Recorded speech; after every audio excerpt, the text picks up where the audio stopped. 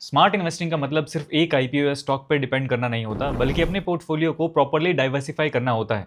और आज एक इंटरेस्टिंग चीज देखने को मिल रही है। हम इंडिया में आईपीओ को लेकर काफी एक्साइटेड रहते हैं। लिस्टिंग गेन कितने मिलेंगे, सब्सक्रिप्शन कितनी हुई, जीएम पे कितना चल रहा है। लेकिन इसी बीच दुनिया के कुछ सबसे बड़े बिजनेस अपॉर्चुनिटीज और अपकमिंग लिस्टिंग्स हमारे रेडार से बाहर रह जाती हैं।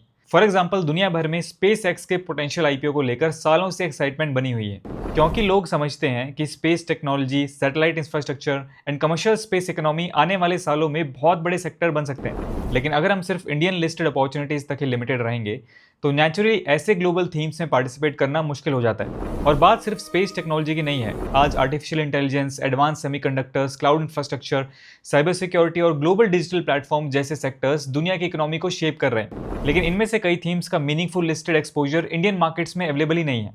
मतलब हम रोज एआई टूल्स यूज करते हैं, ग्लोबल टेक्नोलॉजी प्रोडक्ट्स यूज करते हैं, लेकिन उन इनोवेशंस को पावर करने वाले कई बिजनेसेस में पार्टिसिपेट करने का मौका इंडियन स्टॉक मार्केट के थ्रू नहीं मिलता। इसीलिए काफी इन्वेस्टर्स आज ग्लोबल डाइवर्सिफिकेशन को एक्सप्लोर कर रहे हैं।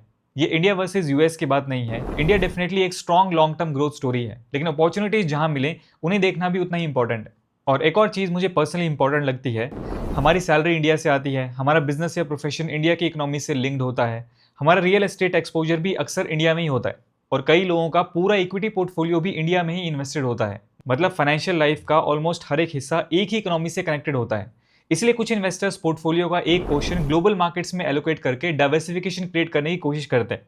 और यहाँ करेंसी डाइवर्सिफिकेशन का एस्पेक्ट भी आता है। पिछले कई सालों में डॉलर ने रुपए के अगेंस्ट काफी अप्रिशिएशन दिखाया है। सिंपल लैंग्वेज में कहूं तो जो चीजें डॉलर लिंक्ड होती हैं, जैसे इंटरनेशनल ट्रैवल, फॉरेन एजुकेशन या ग्लोबल परचेजिंग पावर, उनके पर्सपेक्टिव से डॉलर एक्सपोजर कुछ इन्वेस्टर्स के लिए एक एडिशनल डाइवर्सिफिकेशन लेयर क्रिएट कर सकता है। लेकिन यूएस मार्केट में इन्वेस्ट करने का बिगेस्ट प्रॉब्लम क्या होती है? एक्सेस नहीं, डिसीजन मेकिंग।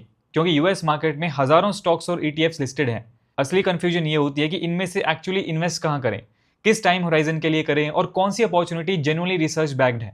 इसी प्रॉब्लम को सॉल्व करने के लिए सैमको का यूएस स्टॉक फीचर इंटरेस्टिंग है। According to Samco, it's India's first and only broker giving research back recommendations on US stocks and ETFs. मतलब यहाँ सिर्फ यूएस स्टॉक्स का एक्सेस नहीं मिलता, बल्कि एक्चुअल बाय रिकमेंडेशंस मिलती हैं अक्रॉस डिफरेंट टाइम होराइजन्स, जैसे 3 मंथ्स, 6 मंथ्स और 12 months plus opportunities. Of course past performance future returns की गारंटी नहीं होती, लेकिन as an investor curated research back direction मिलना रैंडम गेसिंग से काफी बेटर हो सकता है। और ट्रस्ट एंगल भी इंपॉर्टेंट है। Investments are routed through GIFT City, जो आईएफएससी रेगुलेटेड इकोसिस्टम का हिस्सा है। ट्रेड्स बीएसई आईनेक्स जीए पर एग्जीक्यूट होते हैं, जो इंडिया इंटरनेशनल एक्सचेंज है, एक रेगुलेटेड इंटरनेशनल एक्सचेंज प्लेटफॉर्म जहां से ग्लोबल इन्वेस्टिंग ट्रांजेक्शंस प्रोसेस की जाती हैं।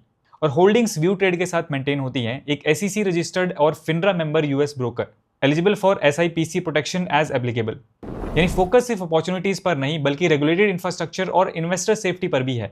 सो अगर आप आईपीओज के साथ साथ अपने पोर्टफोलियो में global diversification, emerging global themes और इंटरनेशनल अपॉर्चुनिटीज एक्सप्लोर करना चाहते हो तो सैमको ऐप को चेक कर सकते हैं। मैं मिलता हूं आपसे नेक्स्ट वीडियो में। Thanks for watching.